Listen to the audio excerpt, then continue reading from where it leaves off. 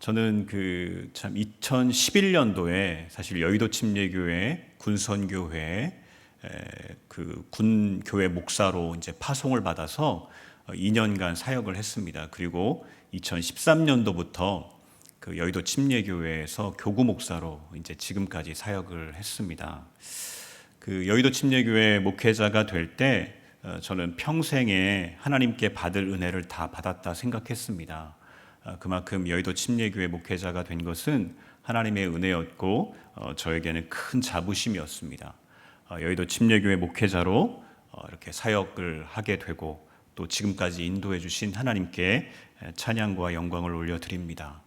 또 우리 참 담임 목사님께도 감사한 것은 마지막까지 이렇게 인사도 하고 또 말씀을 전할 수 있는 기회를 주시고 또 사역하는 동안 제가 부족한 게 많은 사람인데 많은 배려를 해주셨고 또 인격적으로 이해를 해주셔서 제가 지금까지 이렇게 사역을 하게 됐습니다. 또 함께 우리 사역했던 동역했던 우리 부교육자들에게도 감사를 전하고 일일이 다 표현할 수는 없지만 우리 성도님들께도 진심으로 감사의 인사를 드립니다. 앞으로 새로운 목회지에서 여의도 침례교회 출신 목회자로서 한 교회를 주님 기뻐하시는 교회로 세워가는 목회자 될 수 있도록 기도해 주시기를 부탁드립니다. 저 또한 여의도 침례교회의 부흥과 발전을 위해서 함께 기도하도록 하겠습니다. 우리 교회는 지난 한 학기 동안 사도행전 말씀을 살펴보았습니다. 이 사도행전 말씀을 통해서 예수님의 부활과 또 승천 이후에 이 제자들이죠. 사도들입니다. 이 사도들이 이제 성령님과 함께 하나님의 나라와 이제 교회를 세워가는 그런 내용들을 우리가 함께 살펴보았습니다. 이제 이런 말씀을 살펴보고 나서 우리에게 남겨진 과제가 있죠. 그 사도들의 사역, 사도들이 했던 사역, 또 사도들이 감당했던 그런 사명, 그것을 이제 우리가 이어받아야겠죠. 이어받아서 이 세상 가운데 하나님의 나라와 교회를 세워가는 사도행전 29장의 역사를 써가는 것, 그것이 우리에게 남겨진 과제라고 저는 믿습니다. 그렇다면 우리는 이 거친 세상 속에서 어떻게 사도행전 29장의 역사를 써가며 그 사명을 감당할 수 있을까요? 오늘 본문 말씀은 마태복음 10장 말씀인데요. 이 마태복음 10장 말씀은 예수님께서 제자들을 세상으로 파송하시면서 주시는 격려사라고 할 수가 있습니다. 우리 읽진 않았지만 1절부터 4절을 보면 파송되는 제자들의 명단이 제시되어 있습니다. 누가 파송되는지 그 이름을 적고 있고요. 또 5절부터 15절은 이제 제자들이 다니면서 해야 할 일이 무엇인지, 선포의 내용이 무엇인지에 대해서 예수님께서 일일이 일러주셨습니다. 그리고 오늘 본문은 세 번째 부분인데요. 이제 제자들에게 그렇게 사역하다 보면 닥쳐오게 될 환난을 직면하게 된다는 것이죠. 그때 뱀의 지혜와 비둘기의 순결함을 갖추라고 당부하고 있습니다. 따라서 거친 세상 속에서 우리가 하나님이 주신 사명을 감당하기 위해서 예수님의 제자들에게 뱀처럼 지혜롭고 비둘기처럼 순결하고 말씀하신 것처럼, 예수님께서 말씀하신 것처럼 우리에게도 그것이 필요한 것이죠. 이 예수님이 말씀하신 뱀처럼 지혜롭고 비둘기처럼 순결한 것이 구체적으로 무엇인지를 살펴보는 것은 우리가 이 세상에서 사명을 감당하기 위한 준비로 가장 적절하다 생각이 됩니다. 오늘 본문 말씀을 통해서 우리가 첫 번째로 살펴볼 것은 양을 이리 가운데 보냄과 같도다 하는 말씀입니다. 우리 16절 말씀인데요. 예수님이 이렇게 말씀하시죠. 내가 너희를 보냄이 양을 이리 가운데로 보냄과 같도다. 이렇게 말씀하십니다. 저는 이 본문을 읽을 때마다 예수님께 질문하고 싶은 마음에 사로잡히게 됩니다. 아니, 제자들을 세상에 보내는 것이 여러분 양을 이리 가운데 보낸 것과 같다면 애시당초 보내지 말았어야 하는 것 아닌가, 이런 생각을 하기 때문에 그렇습니다. 가령 여러분 양들 사이에서 그 UFC 챔피언 대회가 있었다고 생각해 보세요. 거기서 1등한 양이 있어요. 여러분 이 양을 이리 가운데 보내면 살아남을 수 있을까요? 여러분, UFC 챔피언 양도 양이고 1위도 1위이기 때문에 살아남기가 어려울 것 같습니다. 따라서 여러분, 양을 1위 가운데 보낸다? 이건 넌센스죠. 이거는 비논리적인 이야기, 비상식적인 일이라고 생각이 됩니다. 어떤 분들은 우리 마태복음 10장 1절의 말씀을 통해서 예수님께서 제자들에게 능력을 주셨기 때문에 이 능력을 가지고 세상을 이기면 되는 것 아니냐고 반문할지도 모르겠습니다. 우리 1절 말씀을 한번 보겠습니다. 1절 말씀에 이렇게 말씀하고 있죠. 예수께서 그의 12 제자를 부르사 더러운 귀신을 쫓아내며 모든 병과 모든 약한 것을 고치는 권능을 주시니라. 여러분, 예수님께서 제자들에게 사역을 위해서 권능을 주신 것이 맞습니다. 당연히 제자들은 하나님의 권능을 힘입어서 세상에 나가 병든 자를 고치고 죽은 자를 살리는 놀라운 생명의 역사를 행할 것입니다. 그러나 마태복음 10장은 이것만 말씀하고 있는 것이 아니에요. 이로 인해 제자들이 환난을 겪을 것이다, 고난을 당하게 될 것이다, 이것을 자세하게 말씀해 주고 있습니다. 따라서 제자들에게 하나님의 권능이 임하고 죽음을 두려워하지 않는 담대함이 주어지겠지만 그들은 세상에 비하면 여전히 양인 것을 인정하지 않을 수가 없습니다. 여러분, 예수님께서 제자들에게 권능을 주셨죠. 근데 양이라고 말씀하세요. 저는 여기에 이 주님의 방법이 이렇게 담겨져 있다고 생각하는데요. 주님의 방법은 이런 거죠. 양들을 잘 훈련시켜가지고 이빨도 막 야무지게 갈고, 그래서 날카롭게 갈고, 체력도 막 단단하게 키워서 막 근육질로 만들어가지고 1위와 1대1로 싸워도 이기게 하는 것, 이게 주님의 방법이 아니라는 것이죠. 여러 명의 양들이 단결해서 무슨 단체를 만들고 그 단체의 힘과 수로 세상과 싸우는 것도 아닙니다. 여러분, 예수님이 제자들을 파송하실 때 어떻게 파송하셨습니까? 한 번도 단체로 보내신 적이 없어요. 둘씩 흩어서 보내셨습니다. 그러므로 제자들, 사도들, 교회, 신자는 1위 가운데 있는 양일 수밖에 없는 것입니다. 그러나 여러분, 우리는 1위 가운데 있는 양이기를 원하지 않는 경향이 있습니다. 우리의 기도 제목, 우리의 기도 내용만 봐도 이 사실을 금방 알 수 있습니다. 여러분, 우리는 1위 같은 세상을 이길 수 있는 사자와 호랑이가 되게 해달라고 기도하기 때문에 그렇습니다. 또 우리 자녀들과 다음 세대를 위해 기도할 때는 더욱 그들이 사자가 되고 호랑이가 되기를 원합니다. 이렇게 기도하죠. 하나님, 우리 자녀들이 이 세상에서 사자같이 동물의 왕이 되고 호랑이같이 천하를 호령하는 맹수가 되게 해주세요 라고 기도합니다. 하지만 이 기도는 오늘 하나님의 말씀에 근거한다면 하나님께서 노라고 응답하실 것입니다. 왜냐하면 하나님의 자녀는 하나님의 능력으로 강하고 담대하지만 여전히 1위 같은 세상에 비하면 양이기 때문에 그러합니다. 그렇다면 1위 같은 거친 세상 속에서 양 같은 하나님의 자녀가 생존에 이렇게 위협을 받는 가운데 어떻게 하면 하나님이 주신 사명을 잘 감당할 수 있을까요? 여러분, 양이라는 동물의 특징에 대해서 아마 많이 들어보셨을 것입니다. 이 중에 제가 주목하고 싶은 것은 양은 자생 능력이 없다는 거예요. 그러니까 누가 돌봐주지 않으면 스스로 살아남지를 못하는 거예요. 누가 돌봐줘야 되는 거예요. 그러니까 목자 없는 양은 존재할 수가 없어요. 생존할 수가 없어요. 따라서 목자 없이 양은 있지 않은 것이죠. 그러니까 양이 있다면 당연히 누가 있는 것입니까? 목자가 있는 것입니다. 여러분, 제가 앞서 말씀드린 것처럼 양인 하나님의 자녀가 사자가 되고 호랑이가 돼서 1위 같은 세상을 이기며 사명을 감당하는 것이 아닙니다. 하나님의 자녀는 여전히 1위 같은 세상에 비하면 양에 불과합니다. 오늘 본문은 1위 같은 세상에 비하면 양인 하나님의 자녀들이 어떤 상황에 놓이게 되는지에 대해서 자세하게 말씀해 주고 있습니다. 우리 17절 말씀, 우리 읽은 본문 17절 말씀을 보십시오. 이렇게 말씀하고 있죠. 사람들을 삼가라. 그들이 너희를 공회에 넘겨주겠고 그들의 회당에서 채찍질하리라. 우리가 아무리 사람들을 조심하고 아무리 사람들을 삼가해도 결국 공회에 넘겨지고 채찍질 당하는 것, 이것이 이리 가운데 있는 양이 직면한 현실이 아니겠습니까? 18절 말씀도 보십시오. 또 너희가 나로 말미암아 총독들과 임금들 앞에 끌려가리니 이는 그들과 이방인들에게 증거가 되게 하려 하심이라.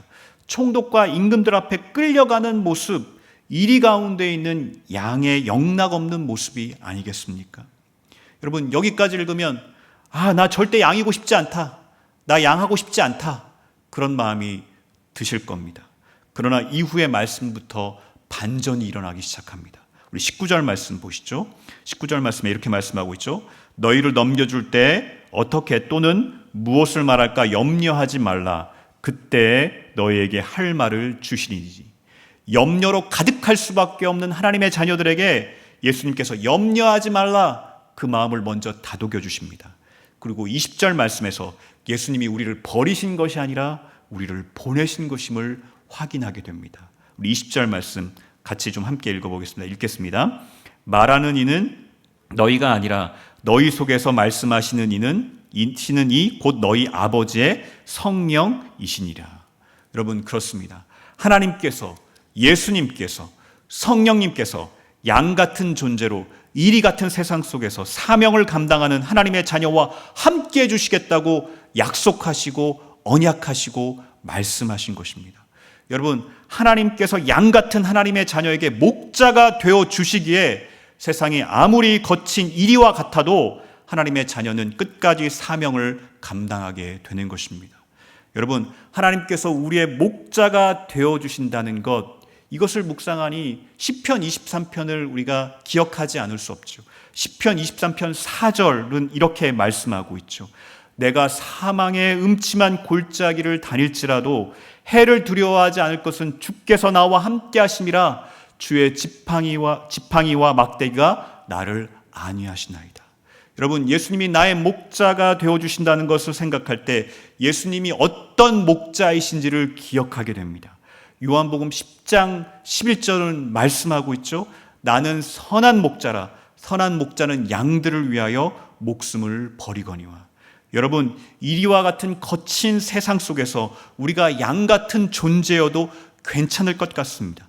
우리 속에 역사하셔서 할 말을 주시는 성령님께서 우리의 목자가 되시며 사망의 음침한 골짜기를 다닐지라도 해를 받지 않도록 우리를 안위하시는 하나님이 우리의 목자가 되시고, 우리를 죄와 사망의 어둠의 권세에서 하나님의 자녀라는 영광스러운 자리로 인도하시기 위해 자신의 생명을 아끼지 않으시는 예수님이 우리의 목자가 되신다면, 그리고 우리와 함께 하신다면 우리가 세상에서 양이어도 괜찮지 않겠습니까? 그런데 여러분, 정말 양이어도 괜찮으시겠습니까? 여러분, 교회의 역사를 한번 보십시오. 예수님의 부활 승천 이후에 교회는 2000년 동안 존재해 왔습니다. 역사 가운데 교회가 그 이후로 존재했고 지금도 존재하지 않습니까? 근데 교회가 여러분 수많은 어려움을 겪었어요. 온갖 환난과 핍박과 유혹이 찾아왔습니다. 하지만 교회는 모진 풍파 속에서도 존재했습니다. 아니, 교회는 굳게 존재해 왔을 뿐만 아니라 놀랍게 성장해 왔습니다. 그리고 교회를 핍박하던 모든 세력과 나라는 역사 속으로 모두 사라졌습니다. 여러분, 교회가 사자가 되고 호랑이가 돼서 이 모든 환난을 이기고 생존하고 성장한 것이 아닙니다. 이 같은 일이 가능했던 이유가 무엇입니까? 이유가 어디에 있습니까? 교회는 여전히 이리 같은 세상에 비하면 양이지만 성삼위 하나님께서 목자 되어주셨기 때문에 교회는 모든 환난을 이기고 지금까지 주님 주신 사명을 감당하고 있는 줄 믿습니다. 우리 여의도 침례교회가 이런 침례교회 되기를 주님의 이름으로 축복합니다. 우리 두 번째로 오늘 본문 말씀에서 살펴볼 것은 뱀같이 지혜롭고 비둘기같이 순결하라 라는 말씀입니다. 여러분, 16절에서 예수님은 제자들에게 말씀하시죠. 뱀같이 지혜롭고 비둘기같이 순결하라 라고 말씀하십니다. 제자들에게 뱀의 지혜와 비둘기의 순결함을 지니라고 당부하신 것입니다.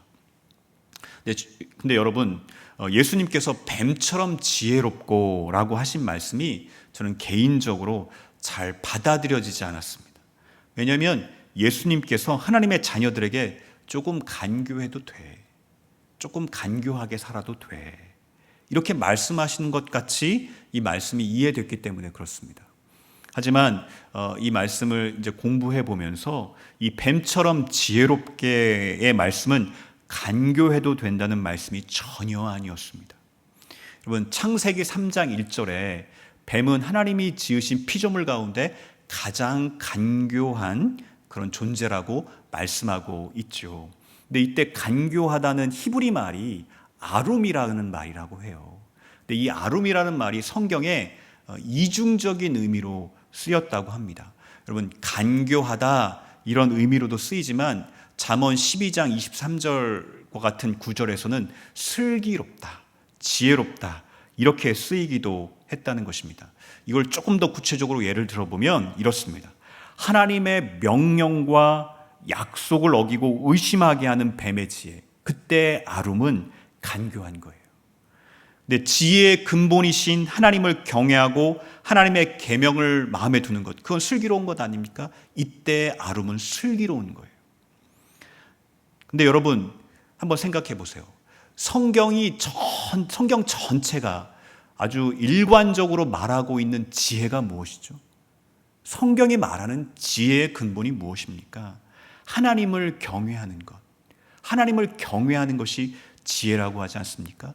물론 여기서 뱀의 지혜라고 했지만 여러분, 이 뱀의 지혜 역시 이 성경 전체에 흐르고 있는 지혜의 의미에서 벗어날 수 없습니다. 이 뱀의 지혜 역시 하나님을 경외하고 그 계명을 마음에 두는 것이라고 할 수가 있습니다. 여러분, 비둘기의 순결함, 이것도 아주 비슷합니다. 여러분, 레위기에 이제 동물들을 분류하잖아요. 레위기를 읽어보면. 근데 이스라엘 백성들이 먹을 수 있는 정한 동물을 분류해 놓고 있고, 또 하나님 앞에 제사 드릴 때 제물로 드릴 수 있는 그런 동물도 분류를 하고 있습니다. 레위기의 이런 동물 분류에 따를 때 비둘기는 어떤 위치에 있었을까요? 여러분, 이스라엘이 먹을 수 있는 그런 정한 동물이었습니다. 또 하나님께 제물로 드려질 수 있는 그런 거룩한 그런 동물이었습니다. 여러분, 이런 측면에서 볼 때 비둘기는 순결함, 이것을 드러내기에 정말 가장 적절한 그런 동물이 아니겠습니까? 근데 또 하나 우리가 레위기를 읽으면서 주목할 것이 있는데 그것은 무엇이냐면 비둘기는 가난한 사람들이 하나님께 드리는 제물이었습니다. 여러분, 그래서 이 비둘기 하면 그 하나님 앞에 나오는 가난한 자들을 상징합니다. 여러분, 소도 정합니다. 양도 정합니다. 근데 그거는 조금 있는 사람들이 드리는 거였어요. 근데 비둘기, 이거는 가난한 자들이 하나님 앞에 드리는 것이었습니다. 근데 비둘기의 순결함, 여러분, 가난한 자들이 어떠합니까? 가난한 자는 진짜 의지할 게 없잖아요. 그래서 더욱 하나님만 의지할 수밖에 없지 않습니까? 그래서 하나님만 더욱 의지하는 것, 그것이 비둘기의 순결함입니다. 또 이 순결하다, 순결함, 이 단어에 포함된 또 한 가지의 의미가 있는데요. 그것은 무엇이냐면 미련하다, 미련의 의미가 있습니다. 좀 이상하다 생각되시죠? 우리 로마서 16장 19절에 보면 이렇게 말씀하고 있습니다. 너희가 선한데 지혜롭고 악한데 미련하기를 원하노라. 이거는 한결같다는 말씀이에요. 한결같아야 된다 말씀이죠. 여러분, 비둘기의 순결함은 무엇이냐면 미련할 정도로 한결같은 거예요. 미련할 정도로 한결같아서 하나님만 의지하고 따르는 것으로 이해할 수 있습니다. 여러분, 따라서 뱀의 지혜, 비둘기의 순결함, 이건 뭐 다른 어떤 의미가 있는 게 아니에요. 이 본질적인 의미는 무엇이냐면 세상 가운데 하나님을 인정하고, 세상 가운데서 하나님만 경외하고, 세상 가운데서 하나님만 의지하는 믿음이라고 할 수 있습니다. 정말 그렇지 않습니까? 이보다 더 지혜로운 게 어디 있습니까? 이보다 더 순결한 것이 어디 있겠습니까? 그런데 뱀처럼 지혜롭고 비둘기처럼 순결하라는 말씀이 교회나 우리 신앙생활에서 오해되고 오용되고 있는 것을 보게 됩니다. 우리는 다른 사람들을 볼 때 한쪽으로 치우치지 않아야 한다는 의미에서 이 말을 쓰곤 합니다. 그리고 10주 8구는 비둘기의 순결함 때문에 이 말을 쓰는 것이 아니라 뱀의 지혜가 필요하다는 맥락에서 쓴다고 여겨집니다. 여기에 그리스도인들의 인식이, 자아 인식이 반영이 되어 있는데요. 우리는 대체로 스스로에게 이미 비둘기의 순결함이 있다고 생각하는 것 같아요. 예수님께서 우리 죄를 위해서 죽으셨기 때문에, 우리가 주님의 보혈로 거듭났기 때문에 우리는 기본적으로 비둘기의 순결함이 있다고 생각합니다. 그래서 하나님 나라를 세워가는 사명을 감당하기 위해서 우리에게 필요한 것은 비둘기의 순결함이 아니라 뱀의 지혜라고 판단하는 것 같습니다. 그러나 과연 그러한가요? 과연 우리는 비둘기처럼 순결한가요? 우리에게 뱀의 지혜가 있으면 교회가 직면한 문제들이 다 해결되나요? 오늘날 대한민국 땅의 교회가 신뢰를 점점 잃어가고 여러 어려움을 당하는 것이 뱀의 지혜가 부족했기 때문인가요? 여러분, 이 질문에 대해서는 각자 한번 대답해 보시길 바랍니다. 사실 오해지만 흔히 이해되는 간교라는 측면에서의 어떤 이 뱀의 지혜, 이거는 강조될 필요가 없는 것 같아요. 왜냐하면 이런 측면에서 뱀의 지혜를 묵상하다 보면 저는 개인적으로 이런 생각이 듭니다. 아, 그냥 내가 뱀이구나. 그냥 나는 뱀이야. 이런 생각이 듭니다. 왜냐하면 목사로서 부끄러운 고백이지만 제가 세상 사람보다 더 이기적일 때가 있고, 제가 세상 사람들보다 조금도 더 손해보려 하지 않을 때가 있고, 더 권세와 권력을 좋아할 때가 있기 때문에 그렇습니다. 그래서 제게 필요한 것, 강조되어야 될 것은 간교한 뱀의 지혜가 아니라 비둘기의 순결이었습니다. 여러분, 우리가 생각하는 뱀의 지혜가 뭐죠? 아마 이런 거 생각하실 거예요. 위기를 모면하기 위해서 일단 말을 요리조리 돌리고 이리저리 꼬고 비틀어서 고비를 넘기는 것이라고 생각하실 것입니다. 저는 근데 이걸 볼 때 이런 생각할 때 이게 연륜인가? 이게 내공인가? 이게 문제 해결 능력인가? 전혀 그런 것이 아니죠. 이건 연륜도 내공도 문제 해결 능력도 아닙니다. 이건 그냥 거짓이에요. 이건 그냥 요령이에요. 그리고 뱀의 지혜는 능수능란한 처세술. 그래서 막 모든 사람하고 둥글둥글하게 지내는 그런 삶에 적용되는 것 같습니다. 그러나 오늘 본문 말씀을 보십시오. 예수님이 제자들에게 뭐라고 말씀하십니까? 넘겨지고 채찍질 당하고 끌려간다고 말씀합니다. 그리고 22절 말씀 보시죠. 22절 말씀에 뭐라고 말씀합니까? 또 너희가 내 이름으로 말미암아 모든 사람에게 미움을 받을 것이나 라고 말씀하셨습니다. 여러분, 위기를 넘기는 요리조리 비비고기가 뱀의 지혜라면 넘겨지고 채찍질 당하고 끌려갈 일이 없어야겠죠. 모든 사람과 둥글둥글하게 지내는 능수능란한 처세술이 뱀의 지혜라고 한다면 모든 사람에게 미움받을 일이 없어야 되지 않겠습니까? 여러분, 그렇다면 오늘 본문에서 말씀하고 있는 뱀의 지혜가 무엇입니까? 저는 이렇게 생각해요. 주 예수의 이름을 위해, 하나님의 나라와 의를 위해 끝까지 말씀대로 행하고 순종하는 것, 그것이 뱀의 지혜입니다. 모든 사람에게 미움을 당하고 환난과 박해가 있어도 세상 속에서 주님을 의지하면서 주님 주신 사명을 끝까지 감당하는 것, 그게 뱀의 지혜요 비둘기의 순결이 아니겠습니까? 그렇다면 누가 뱀의 지혜를 가진 정말 지혜로운 자입니까? 세상의 힘과 권력과 부귀가 영원하지 않음을 알고 우리 주님을 굳게 믿고 굳게 붙들고 환난과 어려움이 있어도 하나님 나라를 전하고 신뢰하고 순종하는 것, 이것이야말로 뱀의 지혜요 비둘기의 순결이라고 할 수 있습니다. 그러므로 뱀의 지혜와 비둘기의 순결은 다른 것이 아닙니다. 십자가를 지는 것, 십자가를 감당하는 것, 십자가를 지는 것이 바로 뱀의 지혜요 비둘기의 순결이라고 할 수 있습니다. 여러분, 세상은 십자가를 피하면 지혜롭다고 말합니다. 하지만 우리 주님이 주시는 지혜는 끝까지 십자가를 피하지 않고 십자가를 향해 나아가는 것입니다. 그래서 고린도전서 1장 18절은 우리에게 말씀하고 있습니다. 십자가의 도가 멸망하는 자들에게는 미련한 것이요 구원을 받는 우리에게는 하나님의 능력이라. 여러분, 십자가야말로 하나님의 지혜인 줄 믿습니다. 우리에게 이 십자가의 이 뱀의 지혜가 있기를 축복합니다. 여러분, 이제 말씀을 좀 정리하려고 합니다.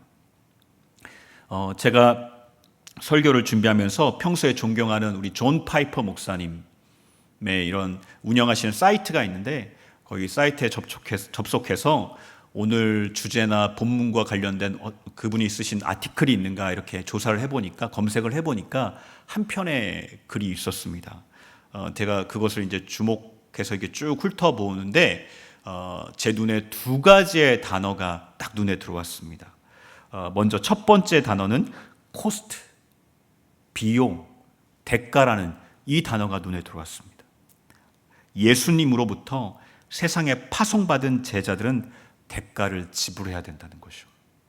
지불해야 된다는 것이죠. 그러나 이 코스트라는 단어 이후에 등장하는 또 하나의 단어가 있습니다.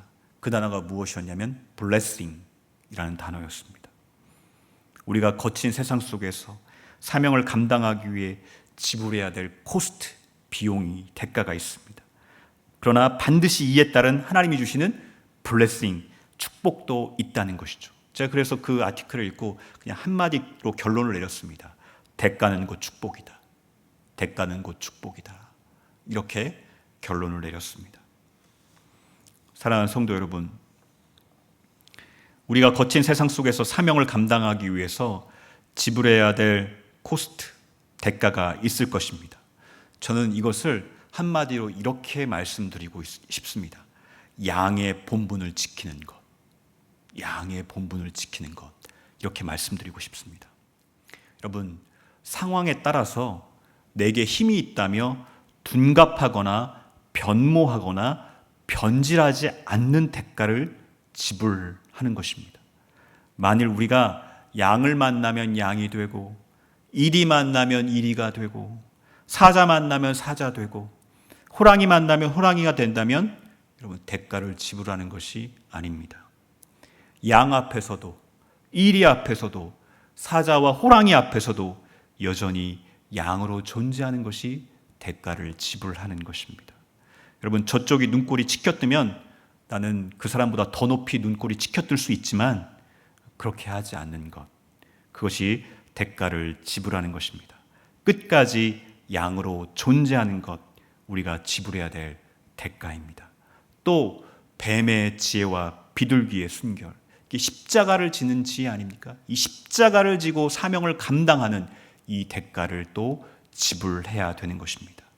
여러분, 세상 속에서 사명을 감당하며 이 대가를 지불하실 수 있겠습니까?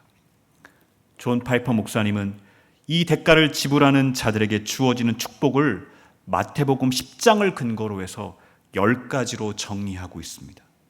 제가 그 10가지의 축복을 소개하고 설교를 마치려고 합니다. 첫째, 예수님께 파송을 받은 존재가 되는 축복. 둘째, 성령님께 말씀을 받는 존재가 되는 축복. 셋째, 하나님 아버지의 돌봄을 경험하는 축복. 넷째, 모든 끝, 즉 종말의 구원을 얻는 축복. 다섯째, 심판과 자비의 주로 오시는 인자이신 예수님을 아는 축복. 여섯째, 예수님의 집, 가정에 속하는 축복. 일곱째, 진리가 승리하는 것을 아는 축복. 여덟째, 영생을 소유하는 축복. 아홉째, 만물의 주권자, 만물의 통치자를 아버지로 갖는 축복. 열째, 하나님이 가치 있게 여기시고 소중히 여기는 존재가 되는 축복. 저는 이 내용을 읽으면서 마태복음 10장이 왜 예수님의 격려사인지, 왜 이게 예수님의 격려사인지를 더욱 확실히 알게 됐습니다. 이전에는 이 마태복음 10장을 읽으면 환난과 박해와 대가를 지불해야 된다, 이런 말씀으로만 읽혀졌는데 이 글을 읽고 나서 다시 말씀을 읽어보니 하나님의 축복이 있다, 하나님의 블레싱이 있다, 이런 말씀으로 읽혀지기 시작했습니다. 사랑하는 성도 여러분, 오늘 이 말씀으로 격려를 받으시기를 바랍니다. 목자이신 주님이 함께함을 믿으시고 이리 같은 세상 가운데 양으로 존재하시기를 바랍니다. 그리고 뱀의 지혜와 비둘기의 순결, 십자가를 지는 십자가의 지혜입니다. 그 삶을 감당하시기를 바랍니다. 우리가 이러한 믿음으로 세상 속에서 사명을 감당한다면 우리 여의도 침례교회를 통해 사도행전 29장의 역사가 시작될 줄 믿습니다. 이 놀라운 사명을 감당하는 우리 교회가 되기를 주님의 이름으로 간절히 축원합니다. 이 시간 우리 함께 찬양하고 기도하는 시간을 갖도록 하겠습니다. 우리 아무것도 두려워 말라 함께 찬양하겠습니다.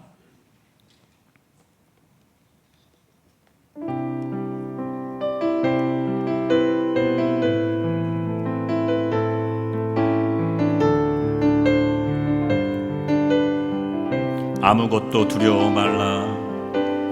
아무것도 두려워 말라. 주 나의 하나님이 지켜주시네. 놀라지 마라, 겁내지 마라. 주님 나를 지켜주시네. 아무것도 두려워 말라. 아무것도 두려워 말라. 주 나의 하나님이 지켜주시네. 놀라지 마라, 겁내지 마라.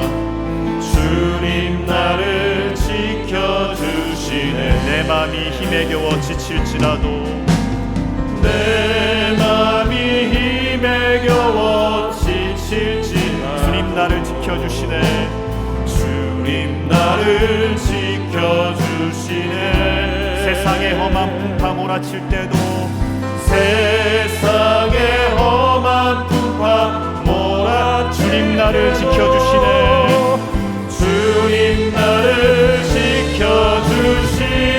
주님은 나의 산성, 주님은 나의 산성, 주님은 나의 요새,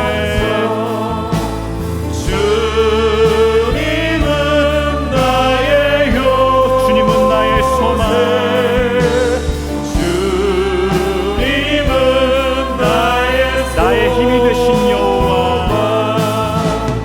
나의 다시 한번 찬양하겠습니다. 내 마음이 힘에 겨워 지칠지라도, 내 맘이 힘에 겨워 지칠지라도 주님 나를 지켜주시네. 세상의 험한 풍파 몰아칠 때도 주님 나를 지켜주시네. 주님은 나의 산성, 주님은 나의 산성, 주님은 나의 요새, 주님은 나의 요새, 주님은 나의 소망, 나의 힘이 되신 여호와.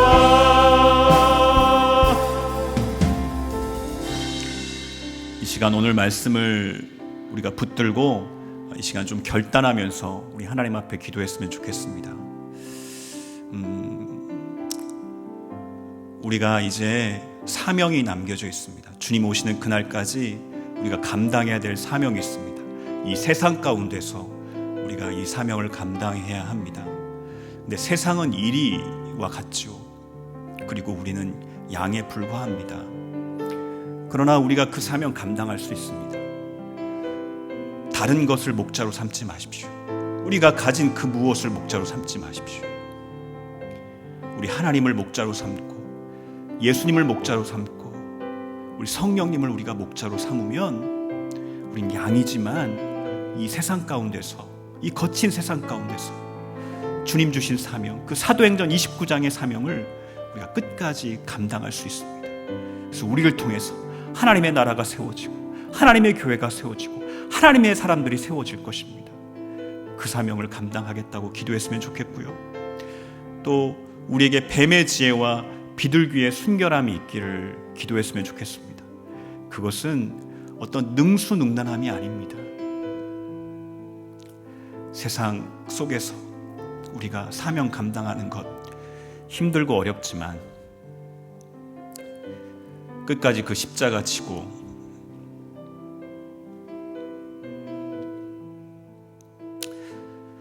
주님 의지하고 주님 경외하고 주의 말씀을, 주의 계명을 우리 마음에 두는 것입니다. 우리가 이런 믿음으로 귀한 사명 감당할 수 있게 해달라고 이 시간 우리가 결단하면서 합심해서 기도하도록 하겠습니다. 우리 함께 기도하겠습니다. 아버지 하나님, 우리가 아버지 하나님 이리 같은 세상에 보내진 양 같은 존재, 하나님 우리의 힘으로, 우리의 능력으로 감당할 수 없습니다. 우리 주님의 목자 되어 주십시오. 우리 주님을 목자로 삼겠습니다. 그때 아버지 하나님, 저희들이 끝까지 아버지 이 거친 세상 속에서 주님이 주신 사명 감당해서 사도행전 29장의 역사를 써가게 될 줄 믿습니다. 아버지 하나님, 저희들에게 뱀의 지혜와 비둘기의 순결함을 주십시오. 아무리 세상에서 사명 감당하는 것이 힘들어도 아버지 포기하지 않고 주님만 의지하고 주님을 경외하고 주님을 인정하고 주님의 말씀을, 주님의 계명을 마음에 두고 끝까지 십자가를 지며 감당하는 그 지혜를 우리에게 허락하여 주시옵소서. 아버지 하나님, 십자가가 아버지 하나님 세상 사람들에게는 아버지 미련한 것이지만 우리 주의 백성들에게는 하나님의 능력인 줄 믿습니다. 아버지 하나님, 우리가 아버지 이 십자가의 지혜를 깨닫고 이 십자가를 향해 나아가는 주의 백성들 될 수 있도록 지금 역사하시고 인도하여 주시옵소서.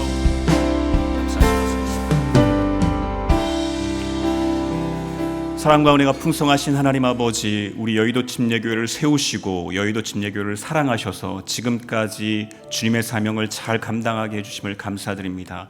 앞으로도 우리 교회가 주님 주신 사명을 잘 감당해서 사도행전 29장의 역사를 써갈 수 있도록 인도하여 주시길 원합니다. 하나님께서 우리를 부르셨고 또 하나님이 우리를 보내신다는 사실을 우리가 깨닫게 하셔서 세상 가운데서 아버지 하나님, 저희들 정말 양에 불과하지만 아버지 주님 의지하여서 귀한 사명 감당하게 하시고 세상에서 참 힘들고 어려운 그런 상황 가운데 있지만 아버지 하나님 십자가를 지는 것, 비둘기의 순결함이요 뱀의 지혜인 줄 알고 십자가를 지는 것이 지혜고 그것이 세상 사람들에게는 미련한 것처럼 보이지만 우리에게는 하나님의 능력임을 알고 그 사명을 감당하는 주의 백성들 될 수 있도록 인도하여 주시옵소서. 이제는 우리를 구원하시기 위해 십자가를 지신 예수 그리스도의 은혜와 하나님의 영원하신 사랑하심과 성령님의 내주교통 역사하심이 세상 가운데 아버지 하나님 양 같은 존재로 있지만 뱀의 지혜와 비둘기의 순결함으로 주님 주신 사명을 끝까지 감당하는 모든 주의 백성들의 머리 위에와 주님께서 사랑하시는 여의도 침례교회 위에 지금으로부터 영원토록 함께 하시기를 주 예수 그리스도의 이름으로 간절히 축원하옵나이다. 아멘.